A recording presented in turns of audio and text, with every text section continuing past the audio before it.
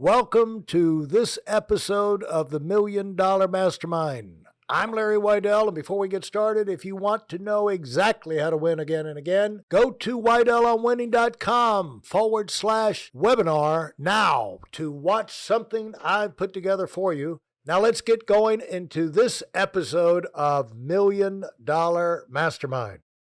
Let's have some fun talking with Stephen Ferrone. Hey, Steve, how are you doing? I'm doing very well, very as well as could be expected in my luxurious hotel room. Yeah, the Four Seasons. Four Seasons, where is that? Downtown Manhattan. Downtown Manhattan. And 2 days ago, you got COVID. Oh, nice view. Beautiful. Nice view. It's nice view. Yeah. And you said you got knocked out of a concert at Madison Square Garden by COVID.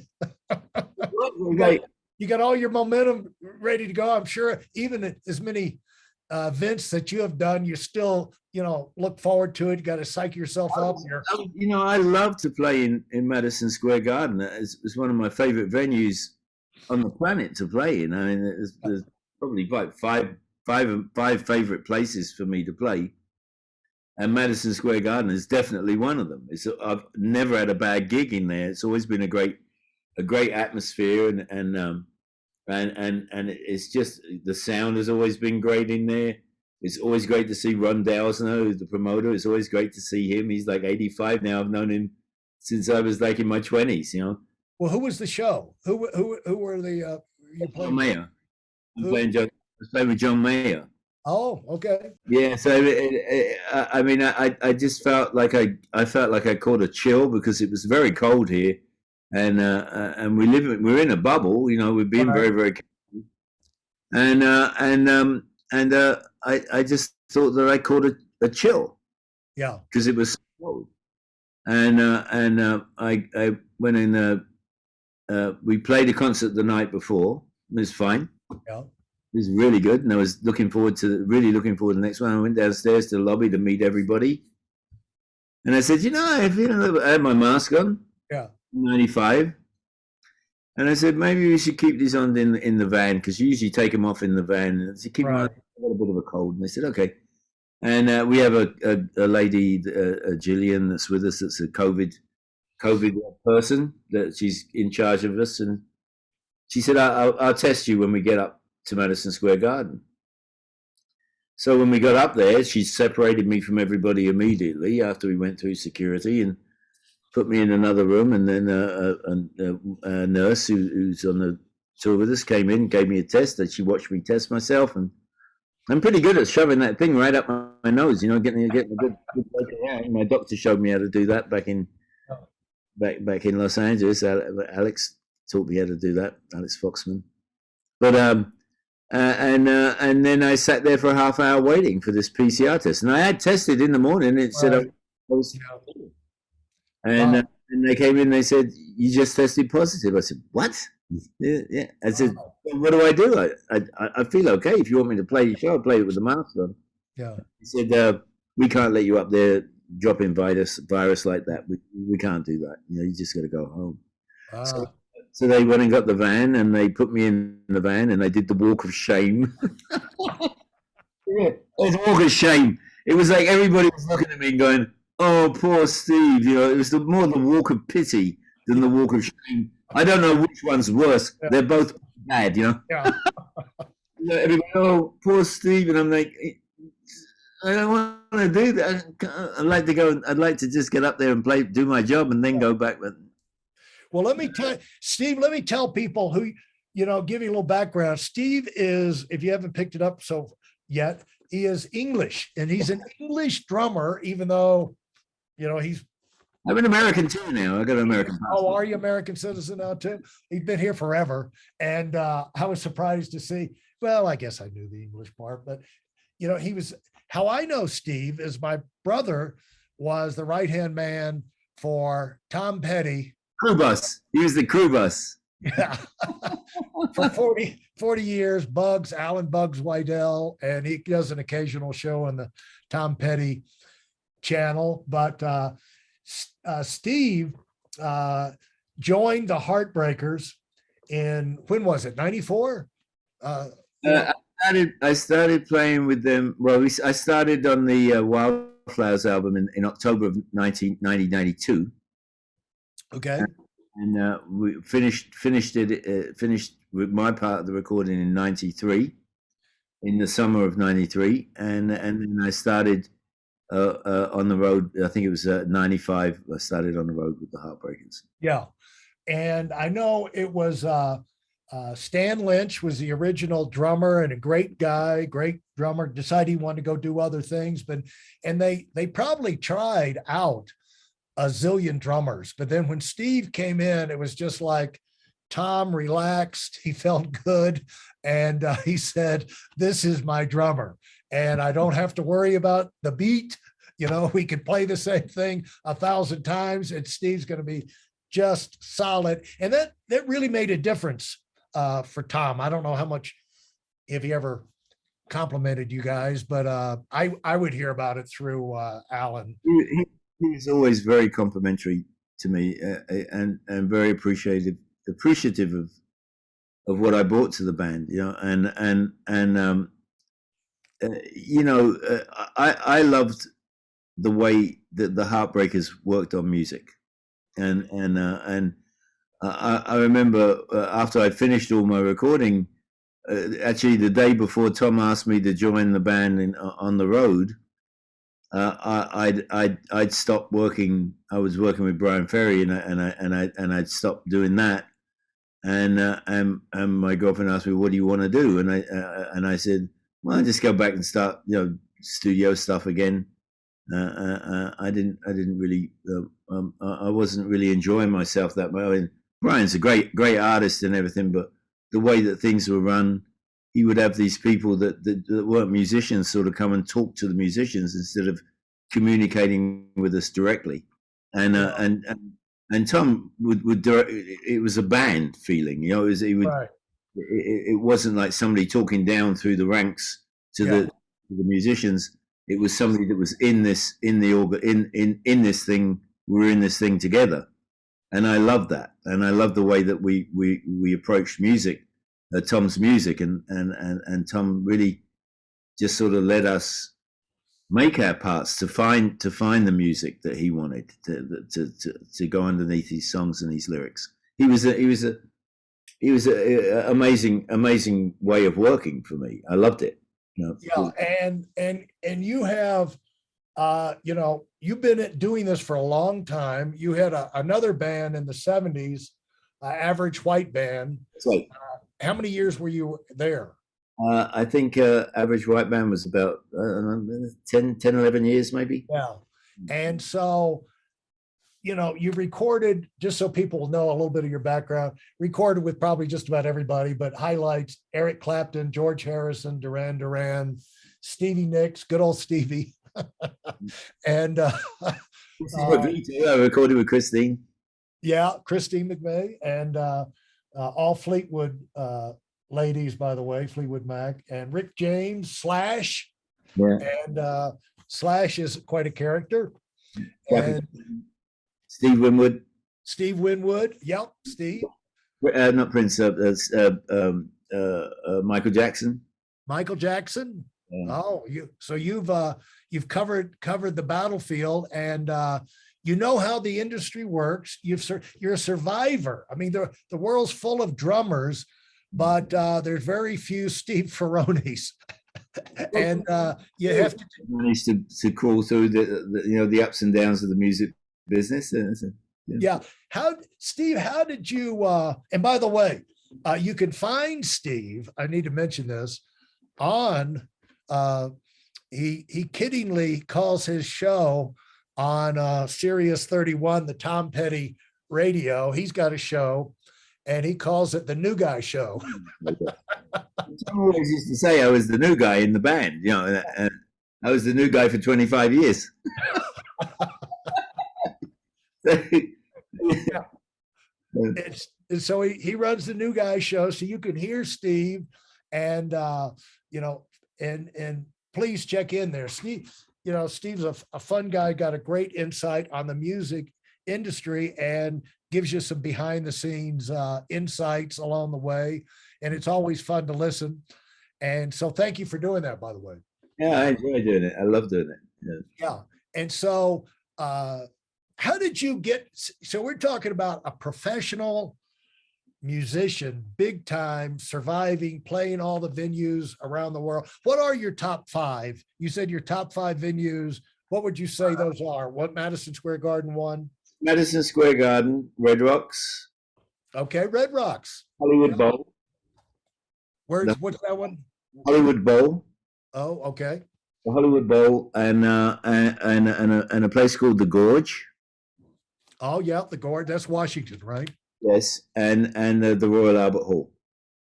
Ah, the Royal Albert Hall. And so, Those are my great. top five favorite venues on the planet. I mean, if I had to go to Tokyo, then I would say Tokyo Dome was a great place to play when I played there with George Harrison. Okay, George Harrison, that was fantastic. That was really fun too. great choices. And of course, you do have, in this kind of life, it is an action-packed life, a lot of great experiences. Got to be a blur, keeping up with it, and kind of surreal at times. But Steve learned early on to think on his feet, to keep himself mentally prepared, to take advantage of opportunities, how to get along with people, get along in a topsy-turvy environment, basically a traveling circus version of traveling circus. And Steve, talk about when you started out, or how did you get going in this? Get out of England as a drummer and get going in the music business. I don't think that it, it was just really, I don't know if I really worked very hard to do it. It was something that I wanted to do when I was at school. And they asked me if I wanted to be, what I wanted to do when I left school. I said, I want to be a drummer. I want to be a musician. And they told me at school that I couldn't do that. Yeah. And I said, well, Ringo Starr does it. And they said, well, that's Ringo Starr, that ain't you. And I said, well, I could hang with Ringo. I think I could play that good, Yeah. And they said, no. And then they started to call me Ringo. So they started to mock me at school. So I decided that I wasn't going to study anymore. I was going to just play the drums. And that's what I did. And how old were you at this stage? 12. 12. Yeah. Wow. It was about the age they started asking you what you wanted to do. The school leaving age was 15. So they started to ask you about 12 years old what you wanted to do when you left school. And if I'd have said that I wanted to be a garbage man, they would have taken me more seriously. And where in England was this? Was this London? Huh? In England, in Brighton, yes. So were there groups that you could play with? And yeah, I mean, being a 12-year-old, there were the kids that were playing that had instruments were all teenagers, right? They had more money, they had a bit of money, and they buy instruments. And one of these bands, I used to play with this other little kid, and he had his parents bought him a real guitar. And he had a real guitar, but he had a fake amp. He had a record player. His father jerry rigged to have a jack in it so that he could plug into this old record player and play the guitar. And then I played it like toy drum kit, and we play songs. And I'd learned how to play songs that when I was tap dancing. I used to tap dance when I was a kid, and I got into a summer show, and in the summer show there was a pit orchestra. And when we were up there doing our songs, I'd look down into the pit and I'd see this drummer, and I saw how he was playing with his hands, and I went and practiced it, to get these motor skills. And so I learned how to do that, and then I listened to when I was up there on the stage, I'd listen to what he was doing with his feet, and then I worked out how to do it with my feet, and I could play. I ruined a lot of countertops, furniture, with playing with knives and forks and banging around. And my parents bought me a little toy drum kit to play on. And then this kid who had a real guitar used to hang out in the music stores with the older kids. And in those days when they needed somebody, they put a thing up in the music store. Put a note up. Drummer needed, or bass player needed. Right. And this band, their drummer was having his appendix out or something, and they had a gig. It was at a youth club. Right. And they needed a drummer, and it was a blues band. And my friend was hanging out in the store while they were discussing with the store owner, the music store owner, putting this notice up in there looking for a drummer. And, kids my age, we didn't talk too much to kids that were 18 because they just beat us up, right? Right.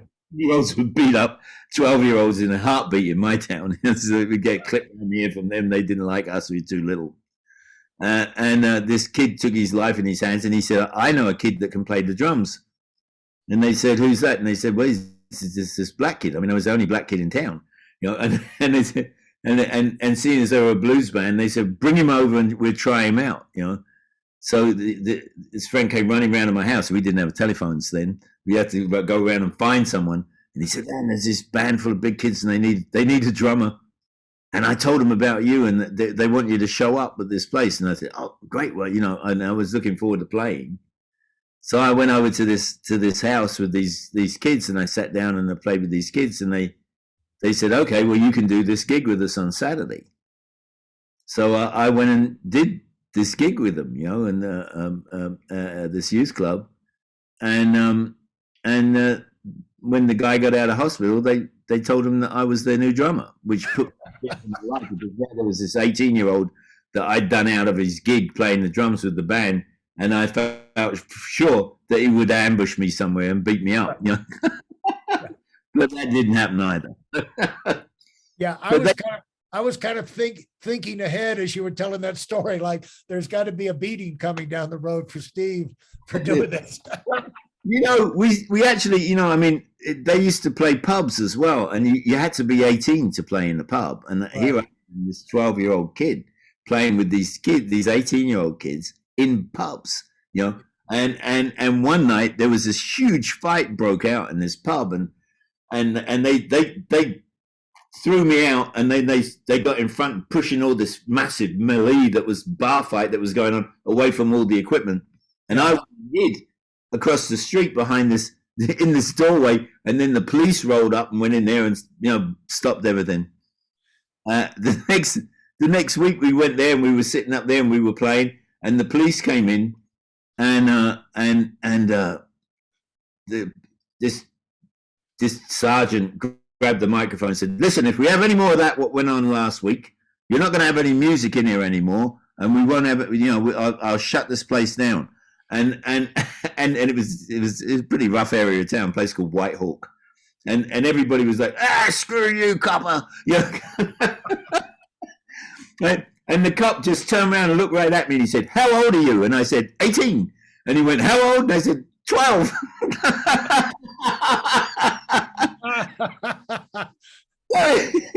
So he took my name and address, and he came around and he saw my mom and terrified my mom, and so, but I knew this other kid whose dad was a very high-ranking police officer who also played in a band. Oh, playing pubs, and he came around and he was like telling my mom, if your kid's you're going to go to jail if your kid gets caught again in playing drums in a pub, and I said to him, I said, listen, I didn't know that you couldn't. I knew you couldn't drink, and I don't drink, and I just went there to play music, like Detective Superintendent so-and-so's son, who I know very well.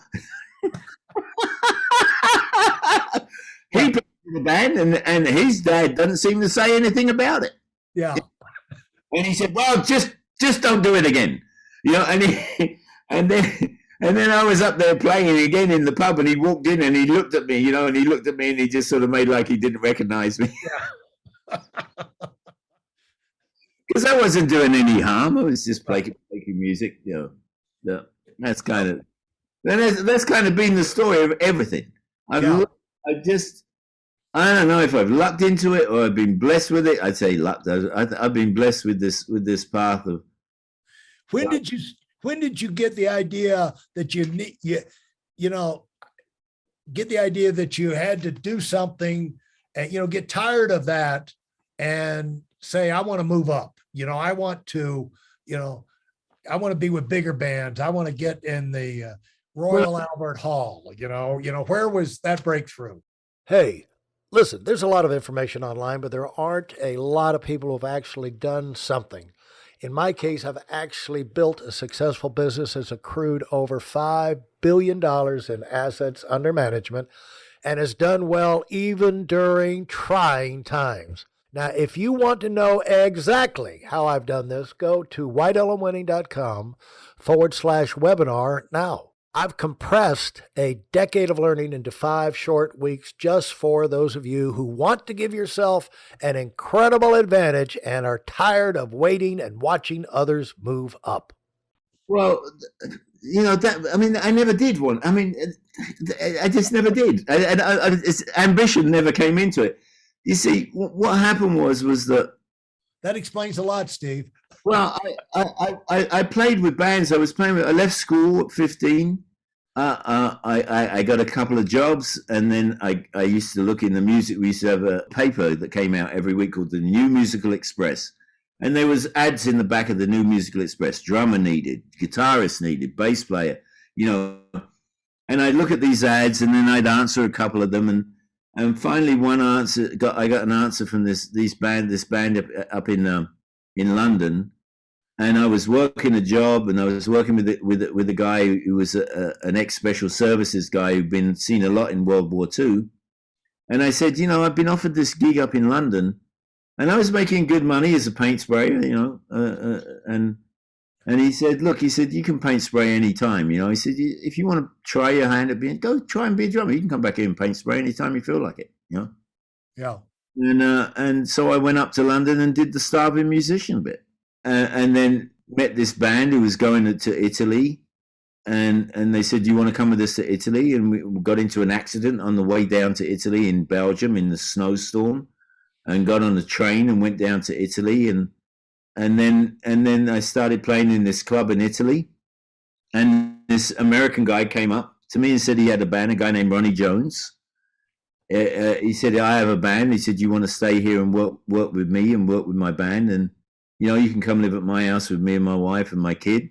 And I did that. And started working with this guy, Ronnie Jones, and then went to another band and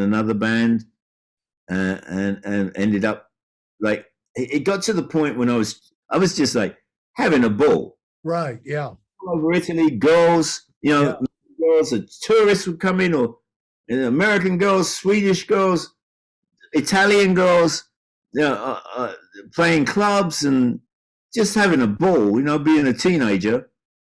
And then all of a sudden I was 20, and it was like, well, I gotta sort of settle down, figure out on doing something. I was working with this band that had guys that were like professional level musicians, guys that could read music, and I had to memorize stuff, and I wasn't very good at that. It took me a while to do that, But these guys could sit down and read music, and they went to school in Nice. They went to Nice Conservatory, and I was at this point of saying, well, maybe I should do something else. And I ran into some Americans that were computer engineers that were in Rome. Really? And they started talking to me about computers, and I was like, well, that sounds interesting. Maybe I could go back home, go back to school, and start working in computers. That would be a fun thing to do. Either that, or I'd have to learn how to read music if I wanted to do this, play music professionally. I'd have to learn how to read music and figure out what I was doing, instead of just playing. And at that point, these guys, they got the offer of a residency in Nice, and they said, do you want to come to Nice for a year and play a residency in the casino in Nice? And I said, could I get into that school, that music school? And they said, yeah, we could do something to get you in there. And so I agreed to it. On my 21st birthday, I was in the back of a van going to Nice. The casino got me an apartment, and I went and started playing in the casino, and the director of percussion, the main professor of percussion, a guy named Chaka, came down and saw me play and said to me, "Listen, I understand you want to go to school." And I said, "Yeah." He said, "Well, you're too old." And I said, "What?" I said, "No, you're too old." Yeah. 21, yeah. Right? Yeah. I'm 21. He said, "Well, the eldest you could be," because it was a state-run school, right, to get to the school for percussion was 15. Ah. And I was like, "Oh, well, what am I going to do?" And he said, "Well, I'll get you in as a teacher." And I'm like, "What am I going to teach? I don't know." He said, "Well, we teach classical music. They strictly classical music, and you know how to play the drums. You know how to play modern stuff. You can play Bernard Purdie. You can play Ringo Starr. You can play Charlie Watts. You can play Billy Cobham. You got all that stuff that you're into, and we want to keep young kids interested. So we're going to start a class, and we want you to teach it, right?" Wow. And in return for that, we'll put you in the solfege class, and we'll teach you how to read music and follow charts. And I said, "What?" I said, "When am I going to do my class?" I said, "Well, you can teach private lessons too." And wow. And so I got this bunch of kids that I would sit down with and teach them how to play modern drums, and I got paid for it, and I went to school, and I got solfege lessons. Wow. And the first thing I had to do was a radio show.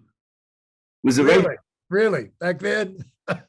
They have a radio show to show what the school is doing, because it's like a government.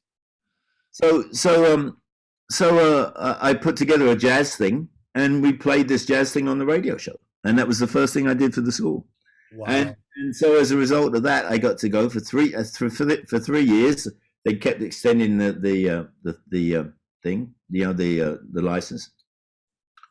A few years before that, I jammed with a guy named Brian Auger in a club in Italy, and I was in the casino one day, and they came looking for me, and they said, "There's a telephone call for you."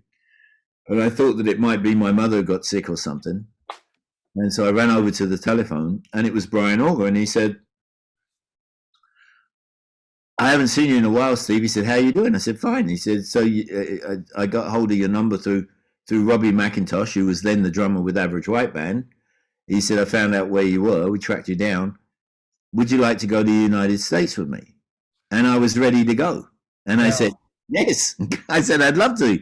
He said, "Right." He said, you got 4 days. And you get here to England, So I had to get somebody to replace me in my job, sell my car, sell the stuff that I had that was around, right. Quit my lease, pack up all my stuff, get on a plane, and go to England. And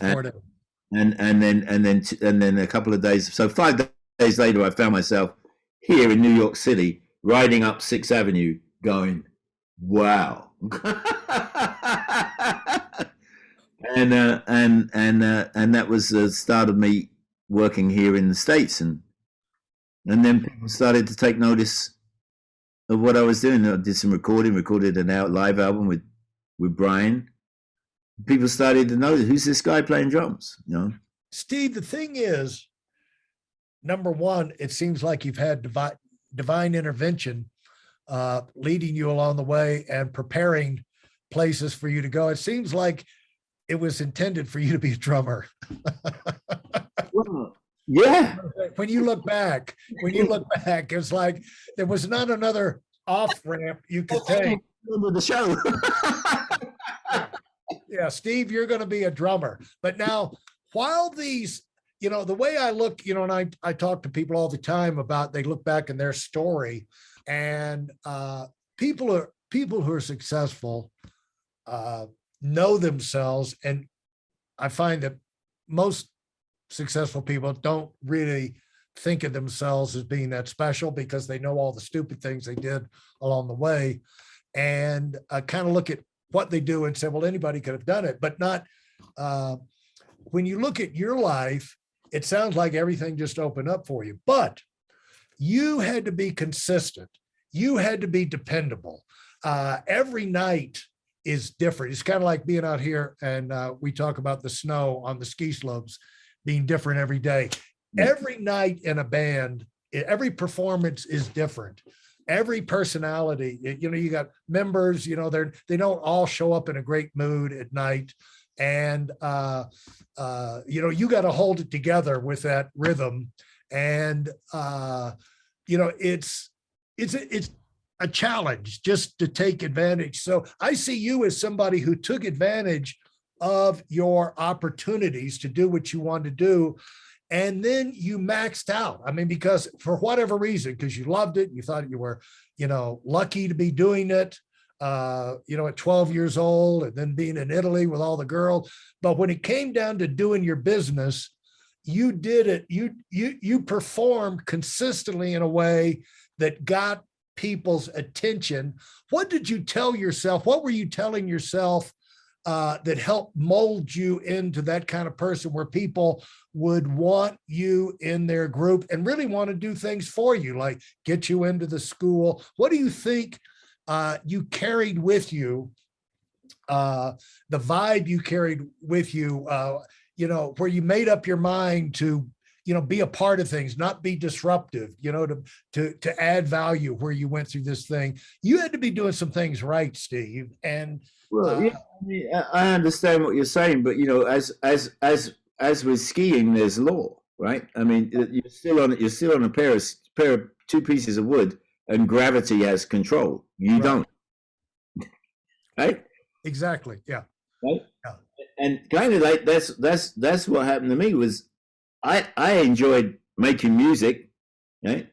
And I enjoyed chasing girls, and those two things sort of came together, right? And there was I enjoyed the camaraderie because I was raised an only child, and it was great to have the brotherhood of other musicians, and to be able to go through things with other people. I mean, I used to have to, when I was a little kid, I'd have to go through everything on my own. Now I had other musicians, brothers. Yeah. And loved the same thing that I did. We loved making music and we loved chasing girls. That was it. Yeah. And how did that, and so as you grew up, where do you feel like you were transforming experiences for you during that stage of your life? They kind of prepared you to handle things that came out the United States. You're dealing with professionals. Definitely the fact that there was that opportunity. I'd realized what it took to be a professional. And if I wanted to be a professional, there was certainly something that I had to learn. I could play, but I couldn't just sort of walk into a studio and be given a chart and be able to follow the song down and figure out how to play this song. I had good instincts, but that was transformative period for me. Yeah, and as you look at that, talk about that, being a professional. What did you? First of all, there was the skills. You were willing. You wanted to do it at a high level enough to go back for 3 years and get those skills, because you don't really learn how to instinctively learn how to read music with a 90-day course or something. I mean, most guys who learn how to read music start learning music from a very small age. Yeah. So they'll read from being very young. I started to learn music when I was 21, which was kind of old for a guy, So my reading skills are limited. I can work out a lot of stuff. I can figure out how to handle a lot of stuff. I got good instincts. But some guys, I see some guys like Vinny Cayuta, they sit down and they read stuff first time that I would never be able to get my head around. It would take me a minute. I'd have to work it. I'd have to woodshed it, Yeah. But I think that it found me a niche that I could do. I was a good instinct player, a good feel player, and I could follow a chart. Yeah. And you were smart enough to realize that instincts were only going to take you so far. At some point, at some point you can't go past your fundamentals. Wouldn't you say that's true? Yeah, and I think the other thing that came, I wasn't afraid to turn around to somebody and say, "Hey, what is that there? What is that?" I wasn't afraid to say, "I don't know what that is." Right. What am I supposed to do with that? You know, and I got taught. You know, the other thing that was transformed was like I started doing sessions in England, and then I came here and I was doing sessions here, and then I joined Average White Band. And when I joined Average White Band, I came to New York and started to work on Cut the Cake album. And when a groove would come up that they liked, I'd write it out so I could remember what it was that I was playing. And then I could put on the arrangement. So this is the basic thing. I just write it out. And our producer, Arif Mahardin, noticed that. So when we finished recording Cut the Cake, he said to me, "Listen, I got a couple of sessions coming up. Would you like to do a couple of sessions for me? I noticed that you read music." And I said, "Yeah, I'd love to." And he said, "Okay, great." So I did the first one that I did was a Bette Midler album, a Bette Midler song. I forget what that was called now. And then the next song that I did was a song with Chaka Khan called "I'm Every Woman." That's kind of an important song. Yeah. And I got to do that. I got to work. I started to work with the people that I credit as being the greatest school of them all was Local 802, which is the Musicians Union here in New York City, had some musicians in it that were just incredible. Yeah. Will Lee, Anthony Jackson, Marcus Miller, Nile Rodgers. That's local. What was that number? Local 802. 802. I'm gonna remember that. Cornell Dupree, Richard T. David Spinoza. What did you learn from these people that were elite in their arena? They weren't people; they were giants. Yeah. They were giants, and some of them still are around. So I can't say all of them, but some of them have passed on, and they were giants. They record companies would look at these guys go into the studio and start making this music, and they would say, "How do they do that?" If you enjoyed what you've heard and are dead serious about finding out for yourself exactly how this works in the real world, I've taken the most valuable business lessons I've learned over 40 years and put them into something for you to watch. Go to whiteelementing.com/webinar now in order to move up as fast as possible. I'm Larry Weidel, and I run the $1 Million Mastermind. Go, go, go.